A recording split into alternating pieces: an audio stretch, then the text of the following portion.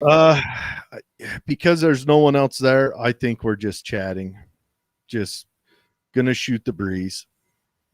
So we're a little early, everyone. Right now, it's just general chat time. I guess tonight will be kind of if other people have an opinion that they would like to share.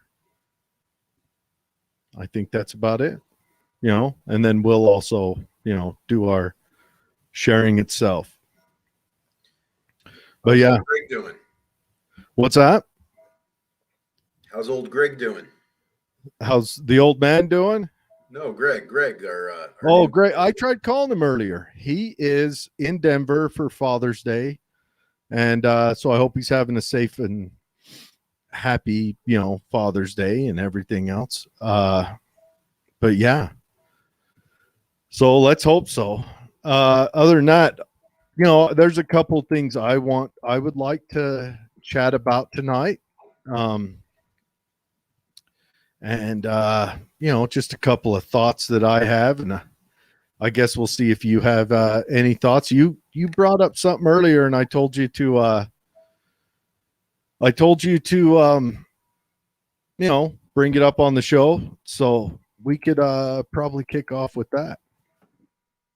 Well, let me But see if I can. we still got about 4 minutes. Are we live right now? Yeah, we're burning live. No one's on yet, so it's still just us. Well, let me see if I can Google China defection. Okay. Um,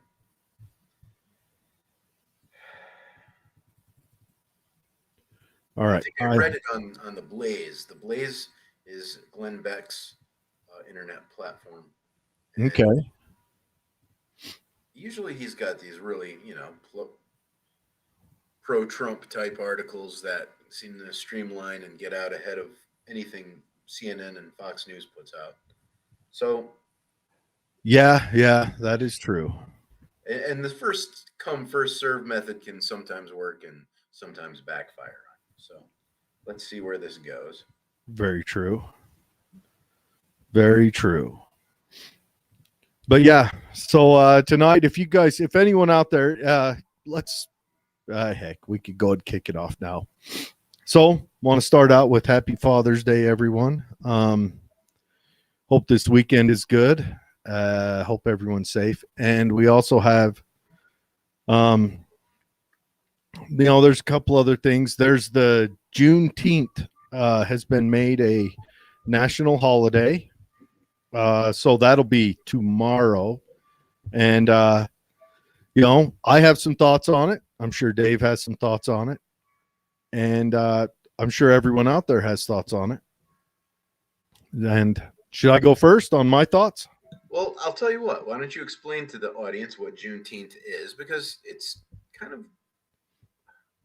loosely associated to different things. So you tell me what your opinion on Juneteenth is after you. Well, I can just tell you the historical event. So after the Civil War, Texas kept holding slaves. And now, just to state the facts, the Civil War was not fought to free slaves at all. Like the North, I'm sure there were people in the North, and I'm sure there were even soldiers who personally fought to liberate the slaves. But the North in itself, the Union, didn't fight to free the slaves. They fought to keep the South in the Union, which, I can go into my further opinions on that later. And the South fought to keep slaves. So in a roundabout way, the Civil War was about slavery, but it wasn't to free slaves. It was only one side fought to keep slaves. The other side fought to keep property. Slaves, I guess you could say. And, Abe Lincoln wasn't a great emancipator. He was not a pro-slavery guy, but he was an anti-slavery. And there were a few anti-slavers at the time. Of course, everyone knows about old Mr. Brown. Everyone knows about Lysander Spooner, or if you don't know about Lysander Spooner, you got to look him up. You know, um, so, but anyway, so war ends, and the 14th Amendment, I hope I'm correct on that, was already signed and established, and Texas still maintains slavery. So on June 19th, the Union marched into Texas and forcibly freed the last slaves held in the continental United States. And so it should be celebrated as a day of liberation. And so I honestly, I support having a federal holiday for it and everything else. So yeah, I don't know. What are your thoughts? Well, do we currently have a Slave Liberation Day on the calendar? No, I do not. One. That'll be the first one. So I think it's something to recognize. I think it's a huge achievement of mankind that we're able to not enslave other human beings cooperatively and publicly. I guess, I mean, it still goes on in other obscure ways, maybe not like it currently, like currently, you're paying taxes. I mean, it is a form of slavery, but it's chattel too. You're born into soft slavery. You're not in chains. You're not put in a yoke. You're not whipped.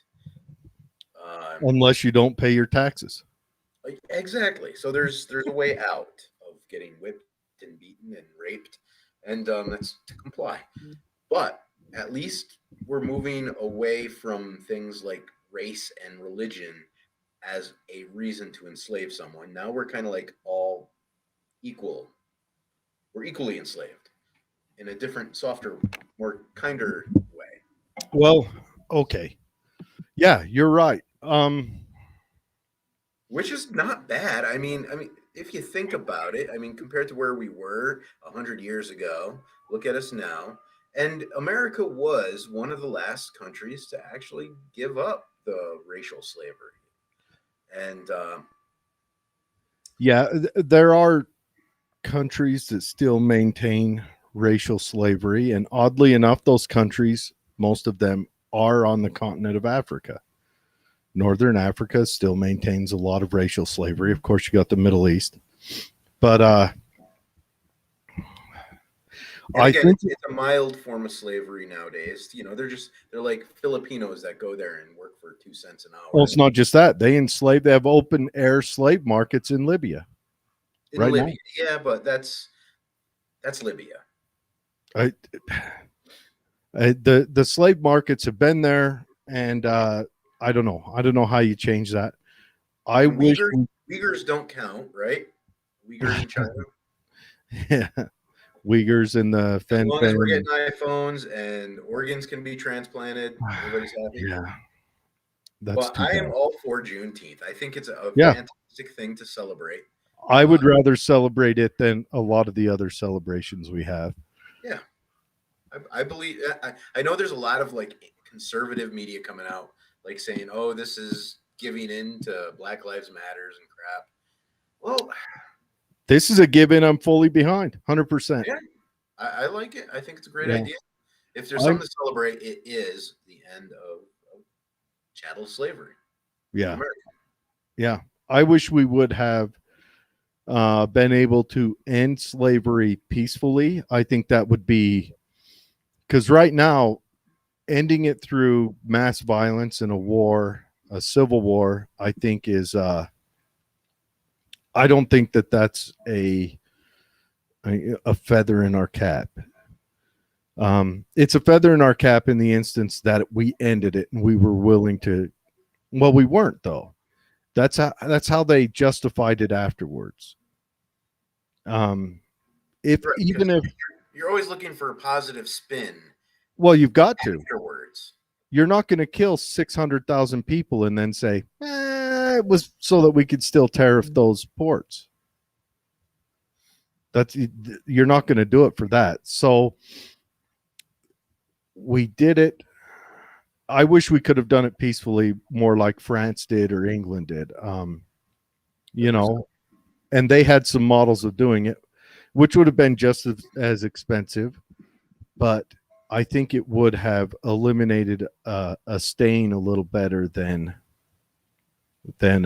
going to war and mass murder and total war. I mean, it was one of the first times in modern history that total war was unleashed on a population. And what total war is when war is not just cut loose on enemy forces, it's cut loose on the civilian population in mass. War always has an impact on the civilian population, without a doubt.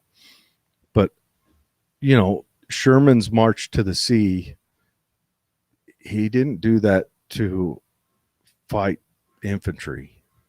He did that to destroy homes and destroy people. And there was mass rape, and pillage was how his army fed itself. But, Jared, on the positive side, there wasn't mass executions. And that's why the South, to this day, is still so bitter about Sherman's marches, because You mean there wasn't mass executions afterwards? There was mass executions during. yeah, well, not really, because there were so many survivors of Sherman's march. The Yeah, bitterness was the allowed to women go and children, generation. some of the women and children. I mean, it's a march through the South to destroy resources and wreak terror. Yeah, people are going to die, but it's not one like city Romans survived. went in. What's One that? city survived on his march to the sea. One city. Through anywhere he went, one city survived. And that was Savannah, Georgia, because the mayor of Savannah waited at the gates and said, "It's yours. Please don't destroy it." And that's the last place where, and you know, we're talking cities that were hundreds of years old, dated back to when the Spanish first came here. And he burned them all. He burned them, but he didn't kill the populations. Now, they say that in the South, they're still bitter about Sherman's march to this day. Sure. But they say that if he had killed everyone, they wouldn't be bitter about it anymore. I bet you're right. So, Mhm. you know, I mean, you got to pick your poison. If it were the Romans marching on the South, I doubt anyone would be bitter today. But Yeah, that's true. That's true. I mean, look at what they did to Carthage. They raised it. Of course, they didn't have mass executions there either. it's yeah, I would say that you were taken into slavery or you fled into the mountains and starved to death. I mean, Yeah, I don't know. But anyways, Juneteenth. I'm for it. I don't know. What anyone watching, what do you guys think about it? I would love to hear some anti positions on Juneteenth. Yeah, and that's the thing. If you look at it from the perspective of that you think that it's just coming from Black Lives Matter, I can understand why you would have a knee-jerk reaction to be against it, which I kind of had. But when I sit and reflect on it more, I think it's a good thing. Celebrate that, you know. I think we should have a celebration of, what is it, the 21st Amendment, or is it the 20th, that made alcohol legal again?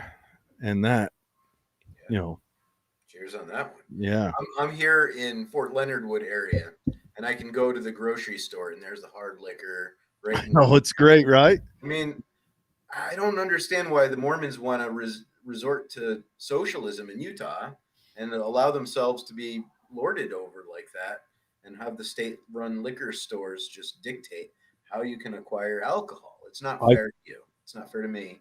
It's not fair to the Black Lives Matters. There needs to be something done about that. So I'm just saying. I think that's mostly because of, well, as a Mormon person, they wouldn't be partaking of it, so that doesn't affect them in their life. And if they do partake of it and they're a devout Mormon, they don't want to fight against the stance their church has. So yeah, I understand. I don't agree with it, but I understand why it happens. But why are they allowed to eat McDonald's, drink Mountain Dew? I mean, there's so They're- many things Mormons shouldn't do that they do. Get off my back, right? I'm with you. I'm with you. I wish they sold alcohol just at down at Lucky's, but they don't. So, what do you got on this Chinese defector? All right. Well, let me see here. All right. So I'm looking at bignewsnetwork.com. It says Chinese top official defected to U.S. And this is not just any Chinese official. This guy is in charge of spy hunting in China. Okay, so let me just give you the down low here. I'll read it out loud. Washington, June 18. Chinese Vice Minister of State Security Dong Jinghui reportedly defected to the United States and gave the information about the Wuhan Institute of Virology, which is at the center of coronavirus lab leak hypothesis. So this guy's got some information about Wuhan, and he defected with his daughter to America. And one of the interesting things about this defection is that only one particular organization knew about this defection, and neither one of them were the FBI or the CIA, because there was fear that there's internal leaks going on inside of the FBI and the CIA. So, without coordination or knowledge, the FBI and the CIA were left out of this operation. And apparently, this guy is saying that there's so much Chinese infiltration in our government that he was even hesitant to really do this at all. But it was a last minute thing. Our intelligence community didn't learn about it till the last minute, and we're going to get some Wuhan knowledge. Now, I know that everyone was thinking that David Weiss was crazy that day that he came out and admitted he believed it was a bioweapon and we've been bio-bombed and it was made in a bio lab. I know that sounded crazy. What was that? A year ago I said that? Here it comes, man. I mean, I swear, I think I'll eat my dick if it didn't come out of a bioweapons lab. I'm so positive that it did. It has all the trace tailings of the perfect bioweapon to release on America. But here we go. I mean, we're getting defections now from top officials. This will be the highest level defection from China. And apparently, there's also some really convicting information about Biden's son. And that was one of the reasons why this was such a really top secret operation. This defection was very secretive. Again, I'll stress the CIA and the FBI were purposefully uninformed. And when this guy got here, he's got information about, I don't know, pedophiles and porn addictions or something of Joe Biden's son that could be very damaging. And yeah, I mean, okay, he's got the Wuhan laboratory knowledge as well. I mean, I already know what that's going to result in if they actually come out and say it, but it'll be very nice to be vindicated as an individual because I know, like, so many people thought I was such a conspiracy theorist for saying that. And now it's looking more and more like, oh, I can finally say I told you so. But yeah, Chinese defections. Good stuff. Nice. Well, I've always thought, and we've talked about this before, but I always thought that okay, I'm going to throw out my thoughts and opinions on this. I think that maybe the virus leak was not intentional, but I think it was used by China and by the groups who had Trump derangement syndrome. And I don't know if they were in concert. I think China was glad to use it to economically halt the United States. That's just my thoughts. I don't know if it's true or not, but that's my thoughts, that they were happy that if this escaped, because China locked down Wuhan from flying to other areas in China, but Wuhan could still fly externally. So I think they were willing to let this spread across the globe because they have economic ambitions. And if they shut down other nations, that just moves them forward or gives them a gap with nations that currently are economically behind them. Now, I'm also going to throw this out there. In my opinion, I don't think the Democrats were behind it, because when it first was being publicized, Nancy Pelosi was out there in Chinatown saying, "There's nothing going on here, Trump." Yep. De Blasio said, "Get down to Chinatown celebration," all that. I don't think the Democrats, but I think once it hit, the Democrats were anti-Trumpers. I shouldn't just say the Democrats, because there were Republicans in on this, anti-Trumpers, the Lincoln Project and all that. I don't think there was that medicine that you're not supposed to talk about that was made illegal across the board. You couldn't talk about it, couldn't mention it, and everything else. Well, now it's coming out that medication actually helps. I've heard numbers thrown out. I don't know, but it actually helps. And Fauci wrote a paper and had correspondence through his emails like 4 or 5 years ago talking about how it helps on respiratory viruses. And because Trump mentioned it, it became no man's land. So how many people possibly had worse effects or even died because they weren't allowed to try this medication because Trump mentioned it? And then and that news is coming out, hydroxychloroquine, ivermectin, all that stuff. That news is coming out. How many people lost their life because Trump mentioned it? Therefore, it had to become, Orange Man Bad talked about this, so it's no go. And then you had the lack of the use of the USS Mercy in the New York Bay when New York was putting patients that had it. He was throwing them back into old folks' homes, and the Mercy was right there and didn't use it. And then they built a whole medical encampment in a big ass park, and they didn't use that. They chose to put even patients of youth, patients our age or younger, in old folks' homes with those most susceptible to having ill effects from COVID. They threw them in there versus using these alternatives that were available to them. So that's a big question. And I wonder if there's going to be an accountance of that. I don't know. But it's definitely a very interesting observation to show you how willing the political rivals are to it just seems like they're stooping to a really low level. While we're being bio-bombed by China, they're trying to politicize everything and still fight this war against Republicans and Democrats rather than coming together to try to maybe resolve the pandemic that inflicted upon us. No, they'd rather fight with each other and politicize the entire opportune event for their advantage rather than help the peasants. So you are you are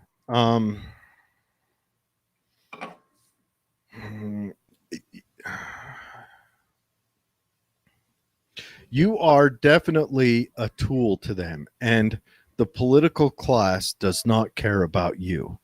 They only care about themselves. Well, that's like that lady that's now our health czar or whatever. That is it, a lady or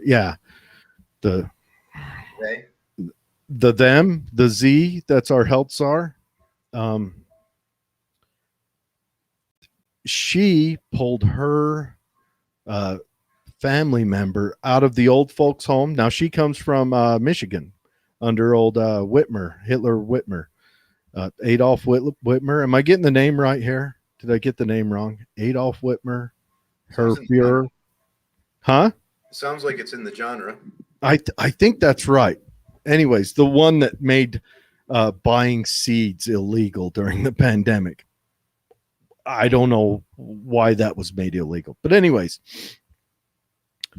she was her health minister and pulled her family member out of the old folks home just prior to making it mandatory that sick patients go into the old folks home.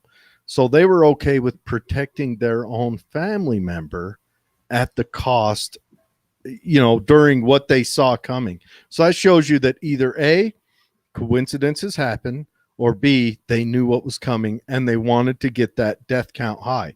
And then also with China, we've got the capture of our elites. We've got Bill Gates boosting for China. We've got what's the basketball guy? The head of the NBA guy who owns all of it. I forget his name. But anyways, he comes out for China. So that's the capture of the elites. There's so much money over there to be made that they're willing to do it. You've got John Cena coming out, saying, kissing Jinping's boots. There's money in it. So all of them will I would honestly say, throw the free world under the bus for China.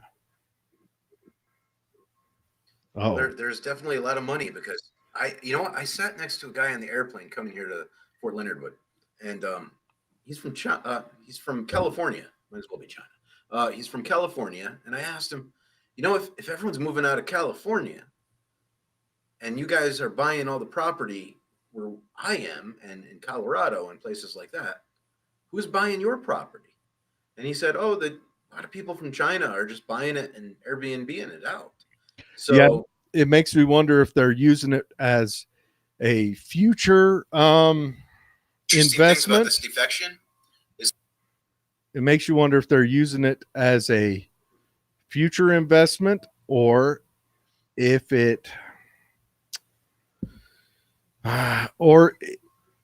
using it as a weapon, maybe as a way to hide money from the CCP. Or could they be using it as a financial leverage tool? Something to the effect of, hey, we own all this real estate in California. It's your highest valued real estate in America. We hold leverage over that. I don't know. What could they do with it that would maybe pop a bubble or destroy or harm the economy? I don't know. Maybe. Yeah. It could be. And the bubble's going to pop. I don't care what you think about it. The bubble is going to pop. So we've got a comment coming in from Betsy. What do you guys think about the guy winning office from jail? So I pulled it up. And I think we should talk about this. I haven't heard about this. Have you heard about this? No, I've heard of people running for office from jail, but I've never heard of any actual victories. Well, of course, we've got Senator Lyons. And that was back during John Adams' time. John Adams put him in jail because he called him his rotundity. And Senator Lyons, I believe that's his name, Lyons. I think he was from Wisconsin or Ohio or Vermont. Back then there was only, 13 of them. So either way, it had to have been Wisconsin. I don't know. Anyways, he ran from jail for calling John Adams fat, and John Adams was a weird one, a weird study. He used to wander around wearing purple like he was royalty, so he caught a lot of crap for that. So, anyways, he called him fat and got sent to jail for calling the president fat because back then it was kind of a crazy time. It is what it is. And I think he got sent there for the Alien and Sedition Act, which was a weird one. We could go into that on a history centric show, and ran for re-election from jail and won, and then served, I want to say, a year of his 6 years from jail. But yeah, so let's read through this to take a break on China for a minute. A Washington, D.C. inmate on Tuesday became the first incarcerated person in the city to win elected office. Joel Caston, 44, won the race for Advisory Neighborhood Commissioner of District 7F07 in Southeast D.C., where he'll oversee the Harriet Tubman Women's Shelter, new luxury apartments, and and the DC jail where he is incarcerated. Oh, that's classic. Oh God. Oh, tell me I've reached it. They're gonna have lobster and steak night. Ah, the jailhouse houses 1,400 male and female inmates, and the Harriet Tubman Women's Shelter serves up to 175 women a night. Okay, so I want to know what he's in jail for. That's what I want to know. If he's in there for drugs or calling the president fat, yeah, or something shady, if he's in there for a violent crime, well, I don't know.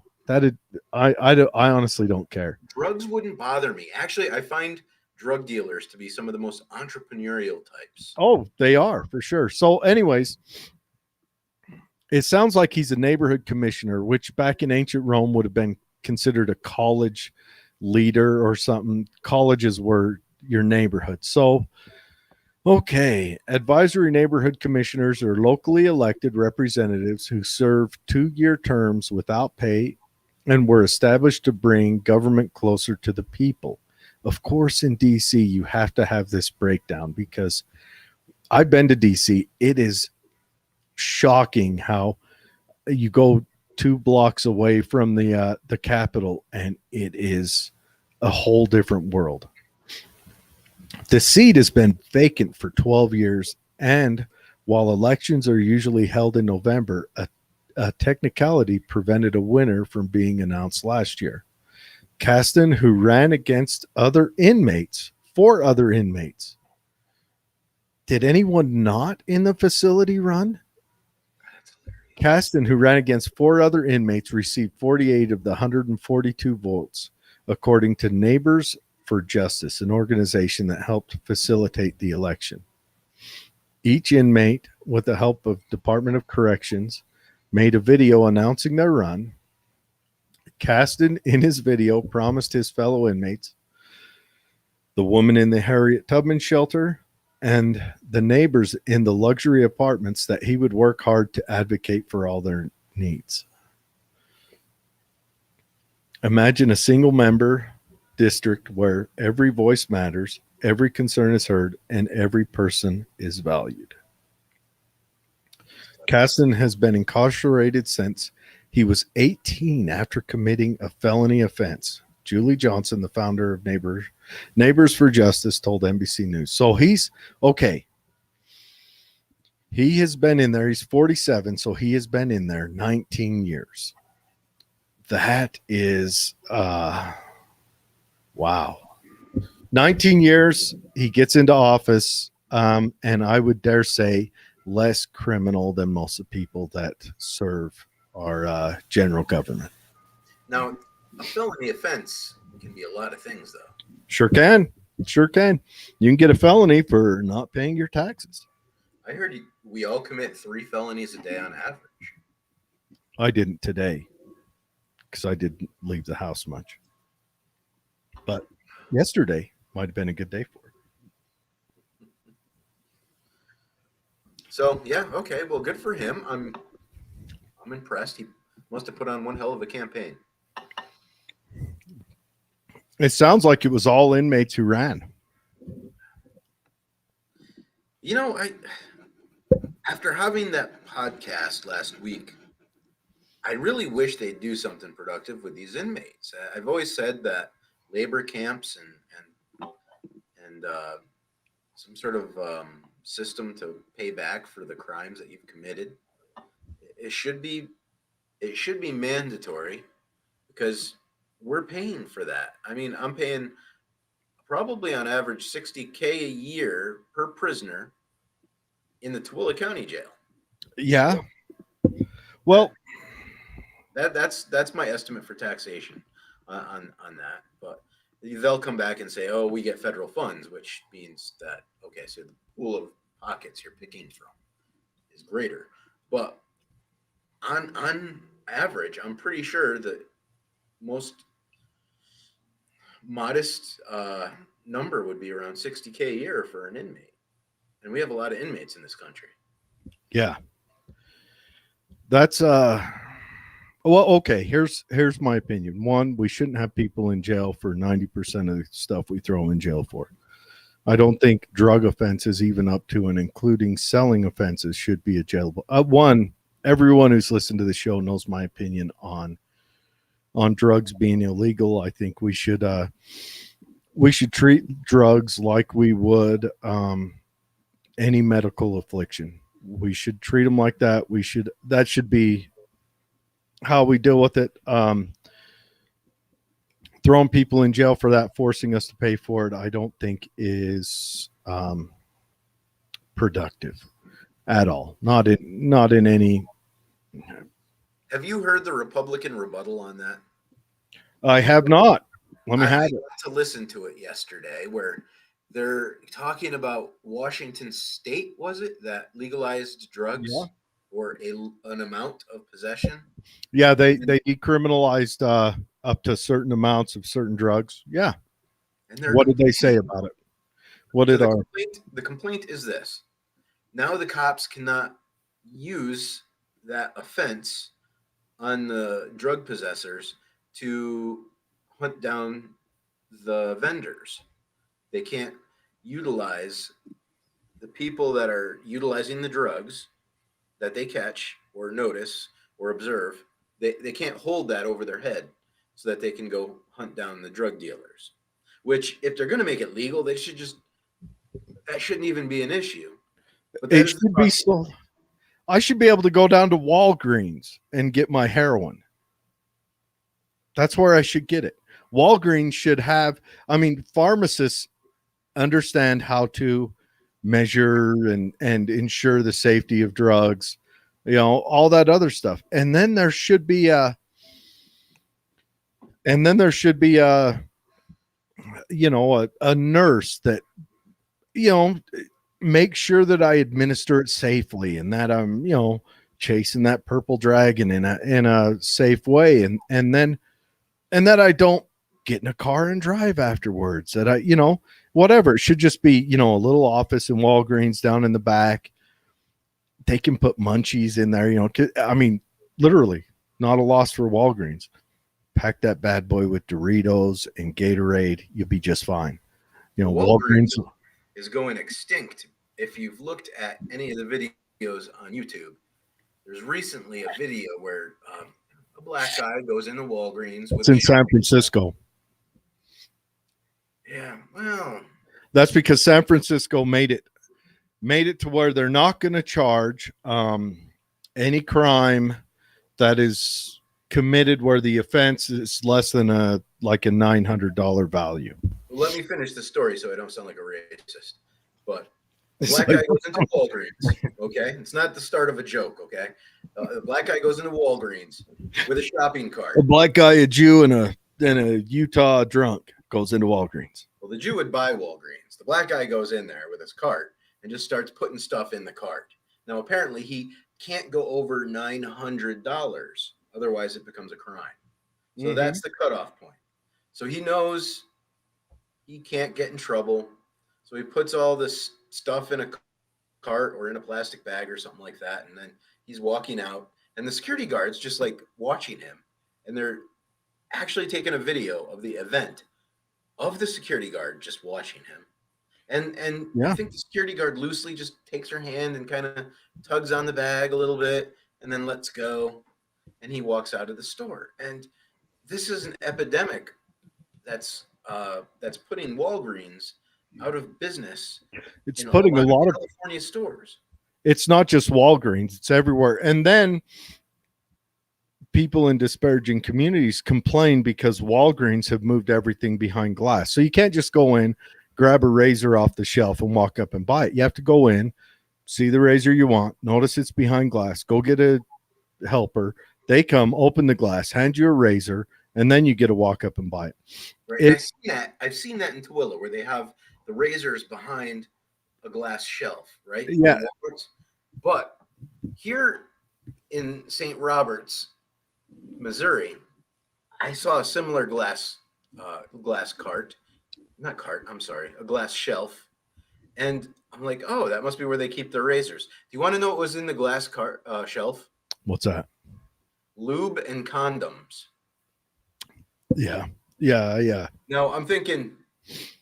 Now imagine you're a 14-year-old with the promise of getting some humming. Okay, nowadays, sorry, I was drifting back into my age.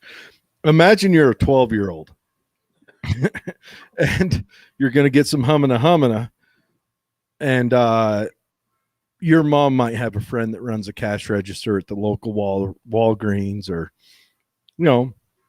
maybe they're hiding it from someone who might steal it.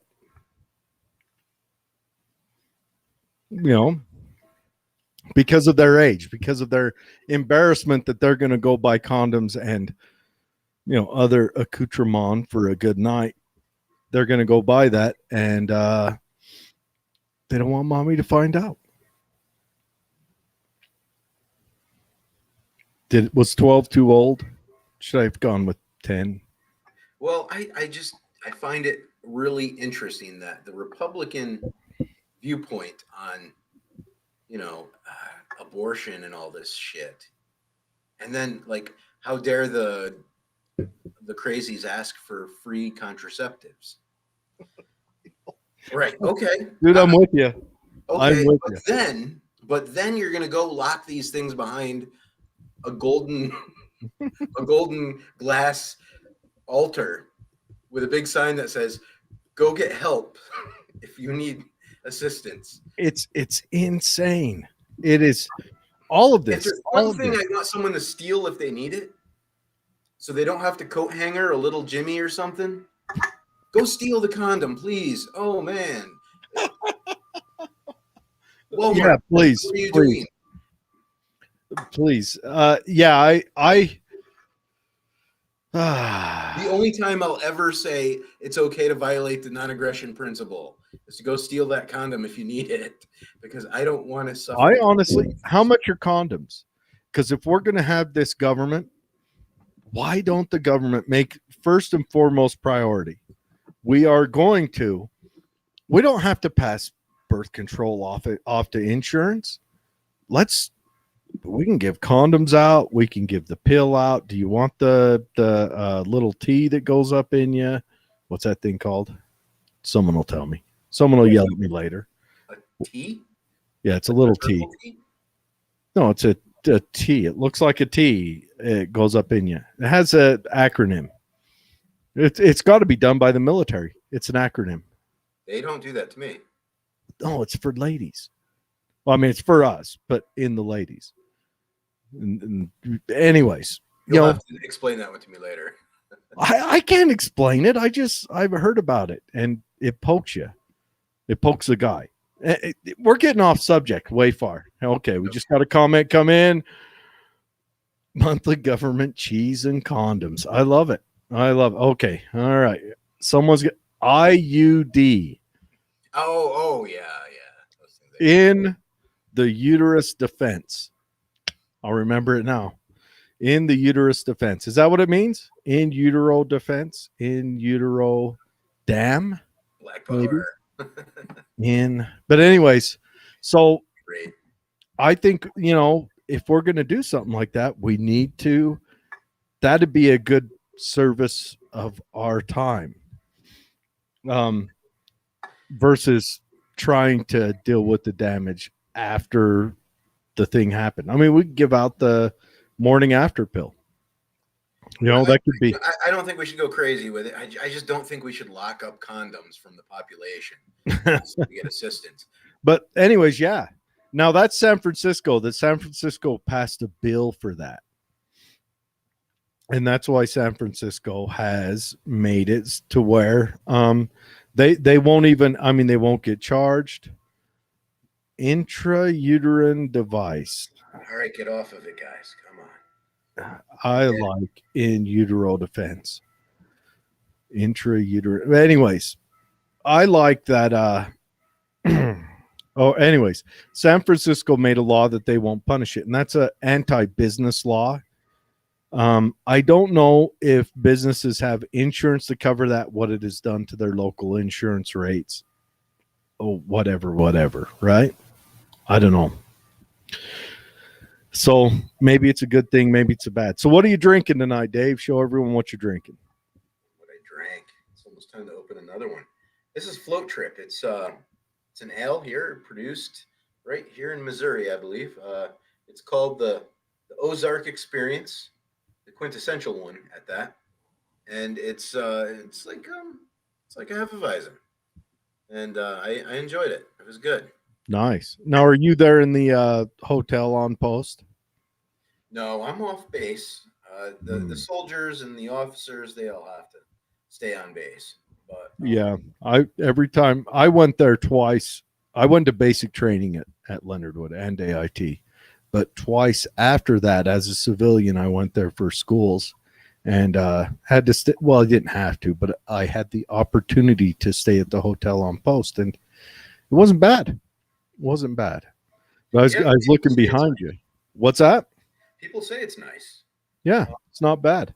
So I am drinking Bloody Marys, obviously.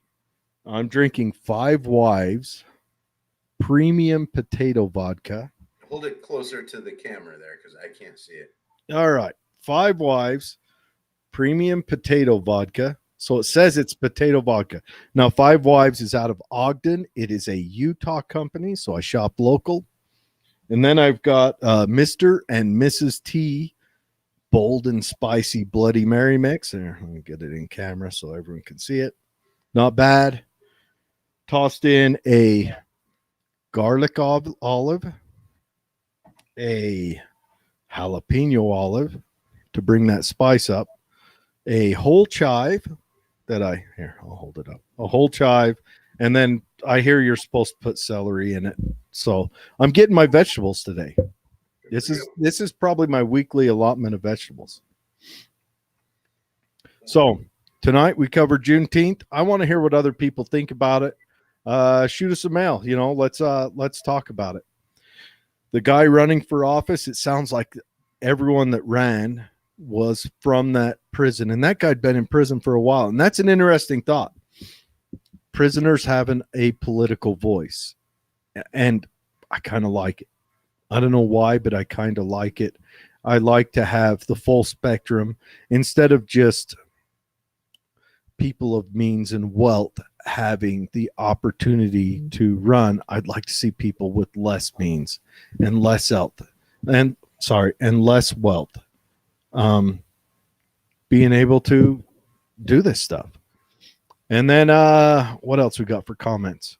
Misty asks, where's my Bloody Mary? Come on over. You know where it's at. It's right here. You want to make an announcement on what we got going on next week? We will here in just a second. We got a few more comments to run through. What about sellers like the one in Tooele last week who sold fentanyl to a teen in Stockton and she died? That's one thing, Betsy. This come from Betsy. Now, if you are buying your heroin or maybe fentanyl is what you want and you're buying it from a pharmacist, it's measured. The pharmacist understands what is needed to distribute that to the person. That's where I want drugs to be sold, at a pharmacy. That's where I buy my antibiotics, so I don't have what do they call it, a super strain or something if you use too much antibiotics. Let me push back on that, Jared. Okay. How many? Man, you broke up right then. I've heard of dying from. How people have you heard of that have died from dietary pills sold in the store?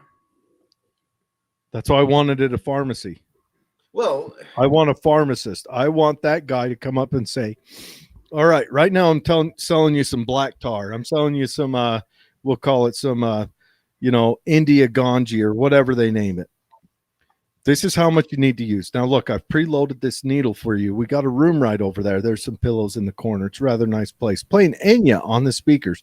We're making this a whole experience for you. We've got Disney on the television because you're going to be chasing that purple dragon. You don't want something you have to pay too much attention to, but it's colorful and lovely. Sit back, relax, and as you need, up against the north wall, we have vending machines that sell chips and Gatorade. Hop on in there, but I want that measured, because if it was done in a measured way by a pharmacist, you would cut back the ODs. And like Portugal has stopped ODs. There's no more ODs in Portugal. And we're going on almost 20 years of Portugal's experiment with decriminalizing everything. And that's how Portugal does it. You get your heroin from a pharmacist. And I mean, it's all but administered by a nurse. And yes, people are still going to die. I mean, I don't think there's any way around doing drugs and not dying. Eventually, I don't think it just catches up with you. You die. But I don't think that Portugal, correct me if I'm wrong, anyone who wants to Google this, I don't think Portugal's had an OD in 15, 20 years because it's controlled. And then you can also administer medicines or something. Well, you can control the environment where it's done, and also you can have resources available to them on the spot to help them. You can have, AA meetings in the same place or NA meetings in the same place. You can control it and manage it. Betsy asked another good one. Now here is a tough one. The children. We've got to protect children, but so legal for everyone, no matter the age. That's a tough one. Right now, alcohol is illegal for anyone under the age of 21. Same with nicotine, tobacco. That just came in, 2 years ago? I would control it the same way I control alcohol. And alcohol still kills more people than illegal drugs every year. Still has a higher death rate. So, yeah. I think we need to look at this in a clear manner. One, filling up prisons doesn't help. It hasn't stopped it. This war on drugs, we lost. The Australians got beat by emus. We lost to drugs. Drugs have won. They're there. People like them. People want them. People still pursue them. So let's try to figure out how to make it safe. And how can we've got to rethink this. We can't continue to do the same thing over and over again and expect a different result. So we bring law enforcement in. That doesn't work. So we give law enforcement bigger weapons. That doesn't work. So hell, we throw a tank into the mix. That doesn't work. Then we have drones. That doesn't work. Then we kind of we broke the laws prior to the, bigger weapons and tanks. Then we break the laws. So we take the Constitution, throw it out the window. Then we start charging crimes against property, which means that property can't face its accusers in court, but the person who owned the property, so that's that civil asset forfeiture, that doesn't work. Then we keep adding in. We make it so that if you use crack versus cocaine, you get longer terms. Did that fix it? All right. So we've tried all these. They have failed. Now, Portugal has tried something different. Portugal's use rates and addiction rates did go up. I think it was 3% after they did their law that decriminalized all drugs. But now, versus before they did it, it's down like 7%. So that is a step in the correct direction. We need to take a note from that page, something that works, because what we're doing does not work. One, and another thing, I don't think a pharmacist is going to go out onto the street and use violence if he feels he's been robbed. He's going to call the police. He's going to call people who should be accountable to the Constitution and the will of the people, versus the drug dealer is not. A drug dealer is they use violence, and they use extreme violence, and that violence bleeds over into people who shouldn't have to witness it. And then all those guys on the street, the gangbangers, will put out loans for have special loan programs for them to go to school to become pharmacists. And affirmative action is met. Everybody's happy. I don't see a downside to this. I 100% agree with you, but I think it's irrational to think people are still not going to have death issues when they're using drugs. Whether you're in a happy home or a CVS pharmacy white wall room with Anya and the nurse will have Narcan in her hip pocket. Those special pockets. People die. Making bad decisions in life helps you die faster. Alcohol still kills more, but that doesn't make, I don't know, for some reason there's not that taboo on alcoholism that there is on fentanyl. There wasn't that taboo on marijuana prior to it becoming illegal. Our forefathers wrote, I think it was George Washington and Thomas Jefferson both had competitions to grow.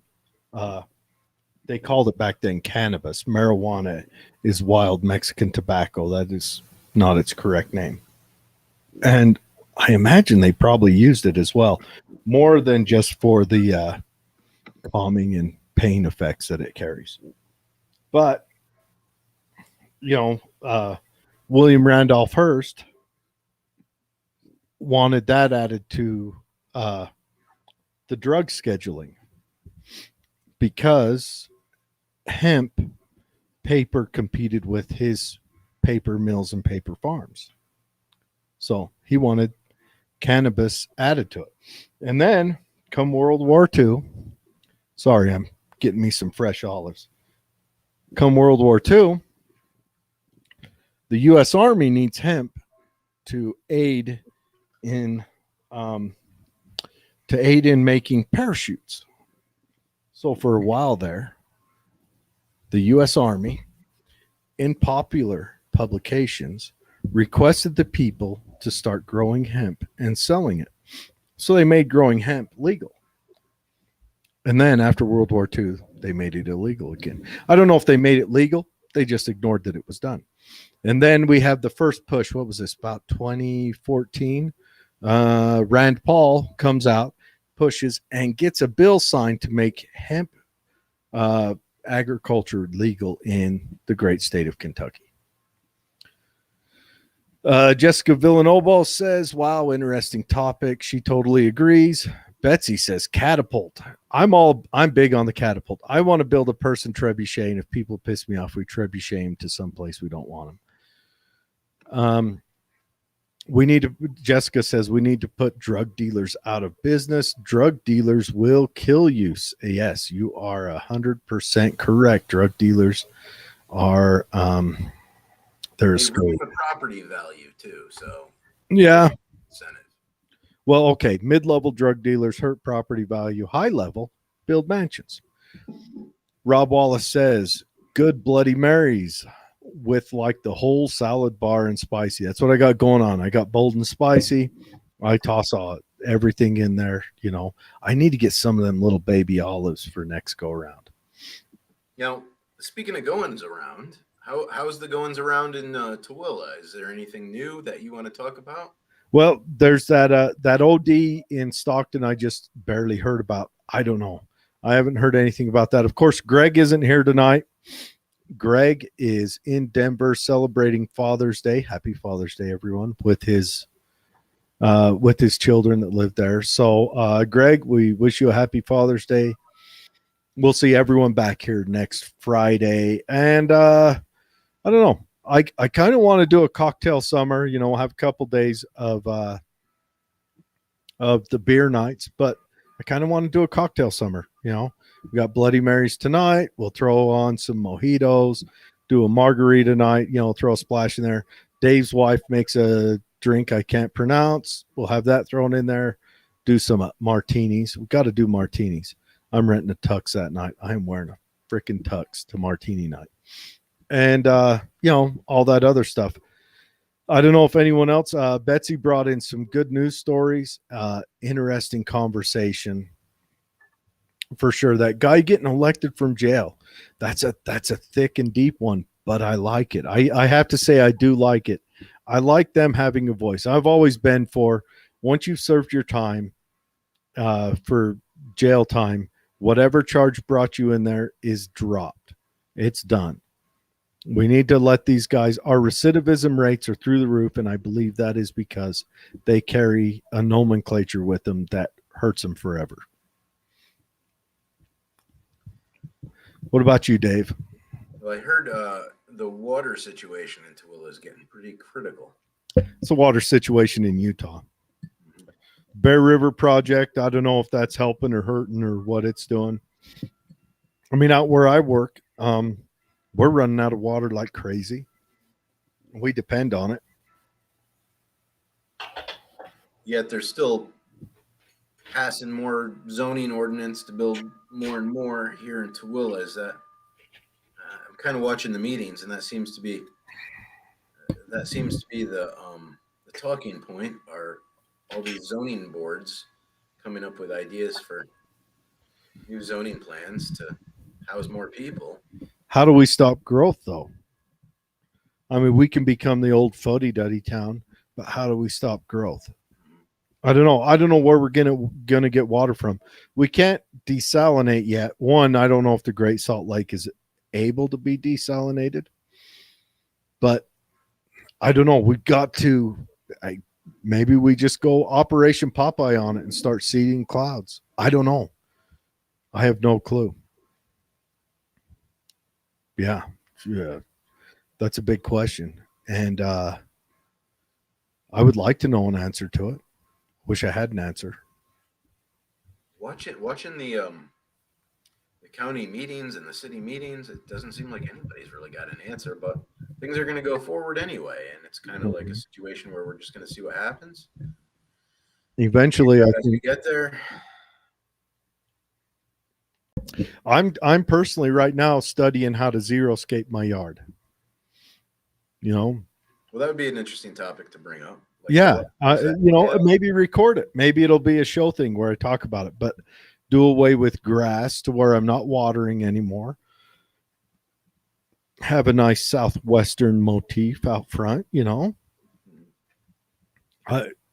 that's kind of what I'm thinking. Some cactuses, some succulents, things I don't have to water, things that can survive on what's natural here. I mean, obviously I could just let it go and go to sagebrush. That sounds lovely. Yeah, pray for rain is the answer. Yeah, everyone remember that? The governor 2 weeks ago put out a call for that weekend to everybody to pray for rain. All right. Did it work? No. Yeah, worked great. I don't know. Okay, Cox, he's still kind of a schizophrenic in my mind. One time he does something I love, then he does something I hate. Maybe that's all politicians. I don't know.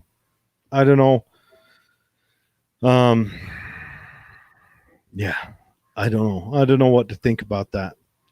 I definitely know that we are coming up on some confusing times and there's been speculation that there has been cloud seeding that has caused this drought. Oh, it's a conspiracy theory, and cloud seeding is not new.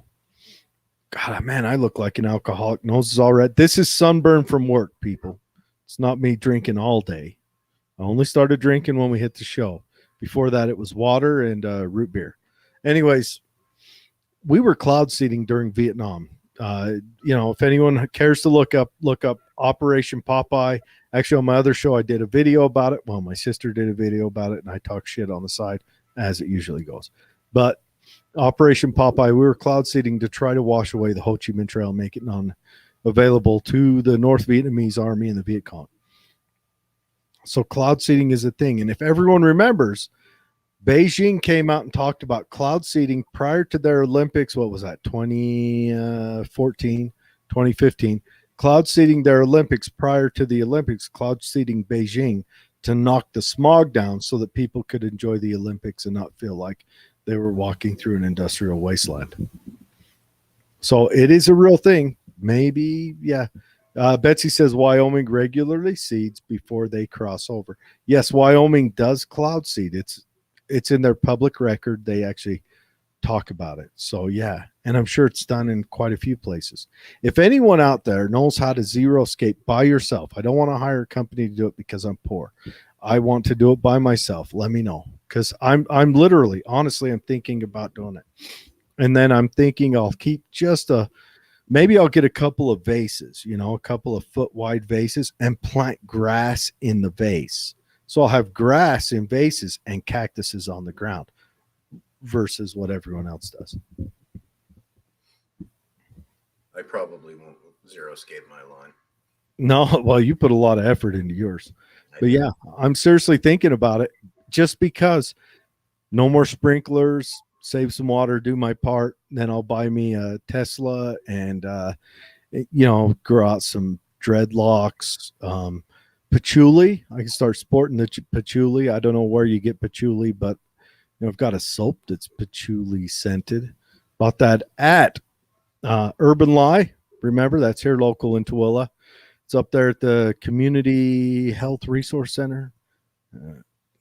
I messed that up. I know I did. But anyways, Urban Lie, go up there.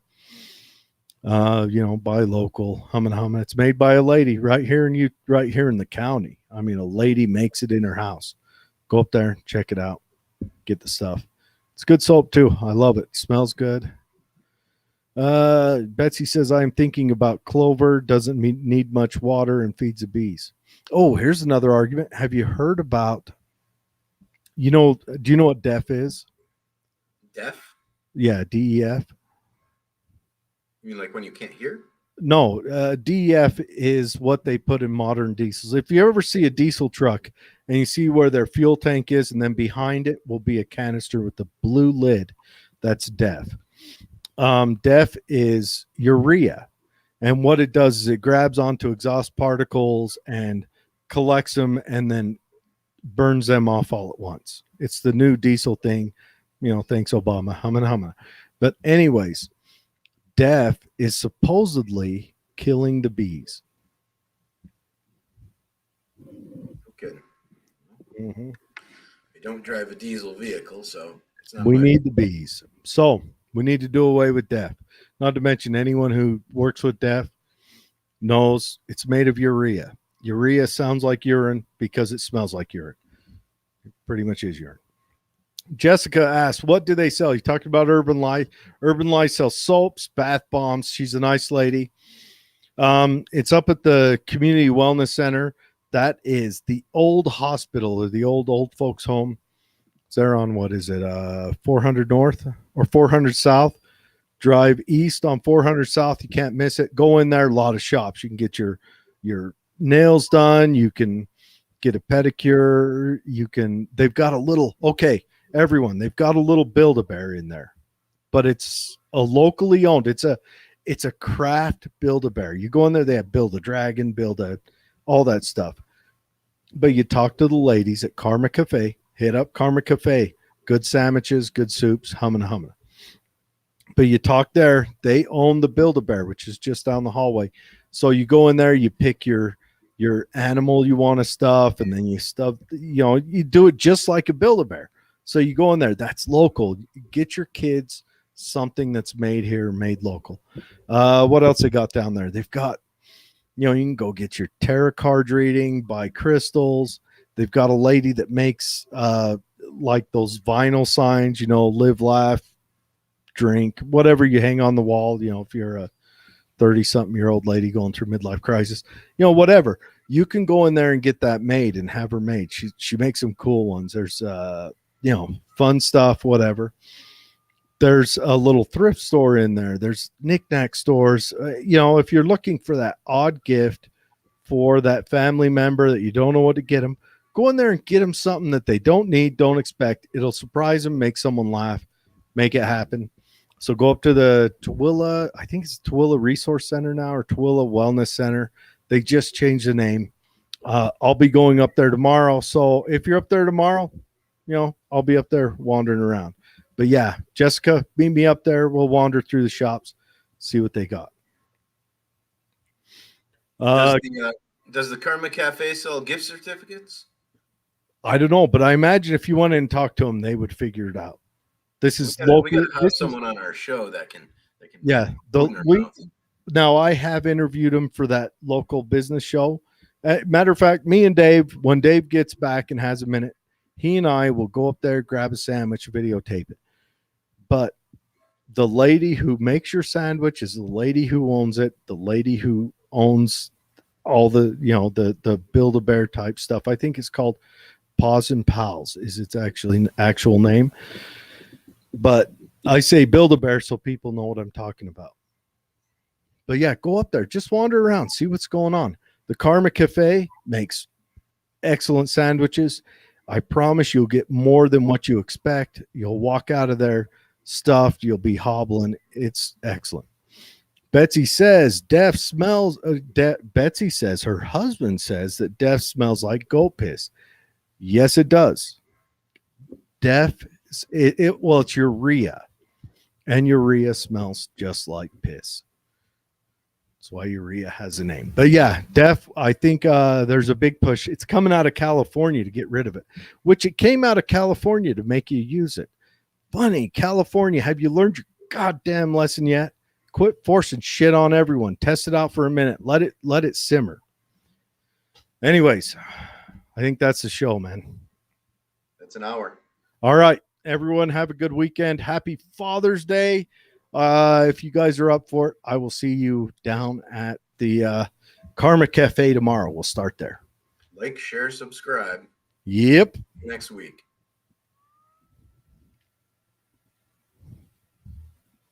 All right. Are you off?